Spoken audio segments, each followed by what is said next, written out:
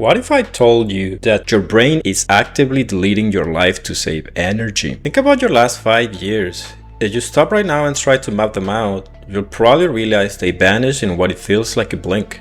You can remember the major highlights, a new job, a big trip, but the vast majority of spaces in between are just gone. We usually tell ourselves this is just what happens when you get older. We think time naturally accelerates as we age. That's a comforting lie to avoid looking at the actual terrifying mechanism of our daily lives.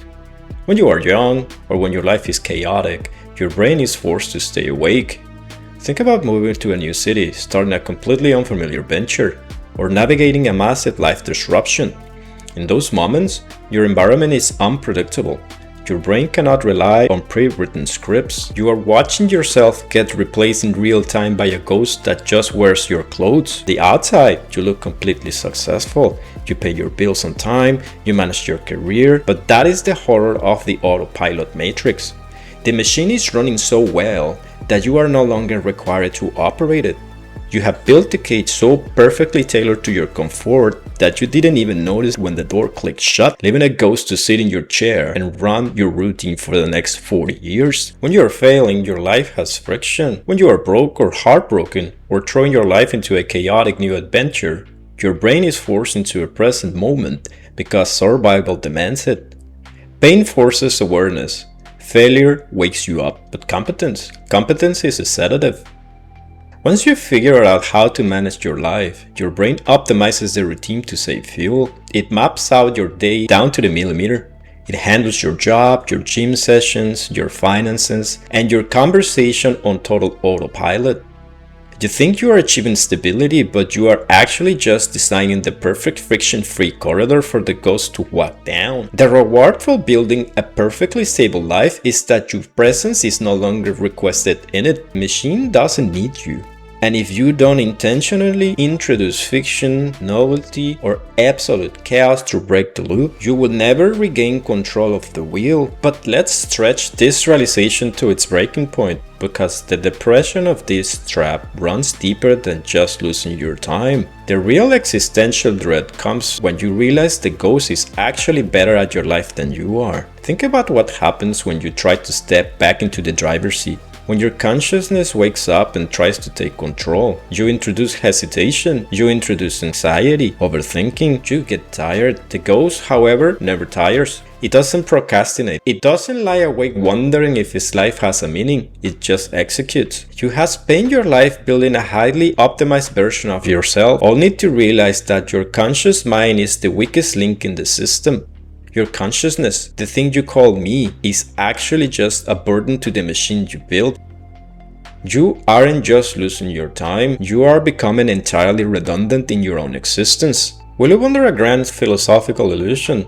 The belief that the past is a solid foundation. We treat our personal history like a private digital library, a collection of permanent, unchangeable files stored safely in the vaults of the brain. We assume that who we are today is the direct, logical result of those fixed historical events. When we look back at a childhood home, a past heartbreak, or a moment of severe trauma, we believe that we are looking through a clear window at an objective reality. Memory is not a recording device, it is a creative arc. From a neurological standpoint, the brain lacks the storage capacity to preserve every moment of a human life in high definition. To conserve space, it indexes experiences using emotional shorthand. Every time you recall a memory, your brain does not pull up a static video file. It pulls up the last time you remembered it, alters it slightly based on your current emotional state and present biases, and then saves it over the old file. You're playing a lifelong subconscious game of telephone with your unconsciousness. Each retrieval regrades the original data, softly shifting the colors, rewriting the dialogue, and altering the emotional stakes. By the time you reach middle age, the memories you rely on to define your identity have been compressed, edited, and overwritten thousands of times. This means that the you who survived survived a difficult childhood, the you who failed a past venture, or the you who conquered a specific obstacle is no longer a real historical figure resting safely in the timeline. It is a narrative character you are continuously inventing and refacing in the present moment to justify the person you need to be today. If you need to feel like a victim to explain your current stagnation, if you need to feel like a self-made survivor, your brain will edit out your luck and emphasize your struggle. The disorientation deepens when you realize this cognitive architecture operates symmetrically across time.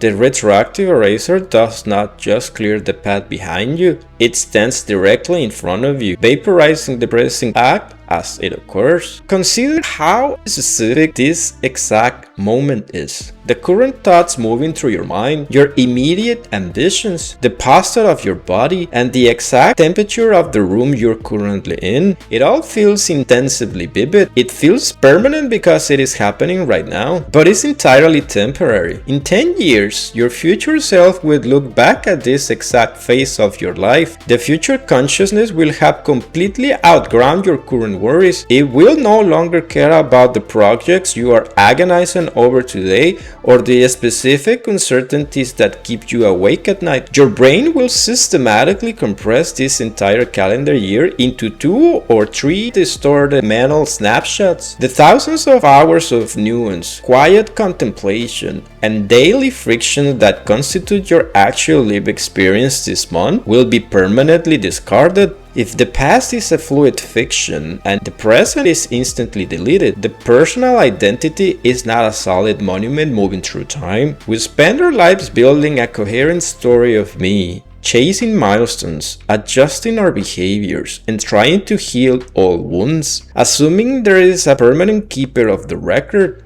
But the keeper of the record is a ghost, constantly changing the text. You cannot preserve yourself. You cannot save the current version of your mind for later. The transition from the fluid nature of memory to the ultimate reality of aging is where philosophy stops being an abstract theory and becomes an immediate urgent crisis. When you realize that your brain is actively editing your past, you have to confront what that means for the person you are eventually going to become. Yes, this means you are remembering wrong. This exact moment, this week, this entire year will be systematically morphed together with a dozen other unimportant milestones of the decade, compressed into a single blurry mental footnote. You will continue to run your optimized routines, crossing off days on a calendar you aren't truly present for, until one day you look into the mirror and completely fail to recognize the old man looking back at you. You will be staring at an absolute stranger, an old man who spent his youth believing he had an infinite reserve of time, an old man whose time is now officially up. He didn't actually get to live the life he built. His autopilot script lived it for him. What makes this truly strange is the nature of the information itself. The concept we are discussing, the ghost in the machine, the fluid distortion of memory, the dread of a future self looking back through a blurry timeline are entirely abstract. They have no physical weight, no shape, and no presence in the material world. This is where the entire illusion collapses. Believing that merely understanding this concept means you are somehow escaping it. But the reality of your mind is much more brutal. Your life is accelerating into a blur for one specific reason. You aren't giving your brain anything new to record. Every morning you repeat the same insulated routine. Your mind aggressively deletes the date to save the energy, compresses entire months of your existence into a single gray, low-resolution file, morphing your years together until a whole decade feels like a weekend. And right now, this profound, heavy moment of realization is already being subject to that exact same erasure. In a few years, you won't remember the specifics of this video.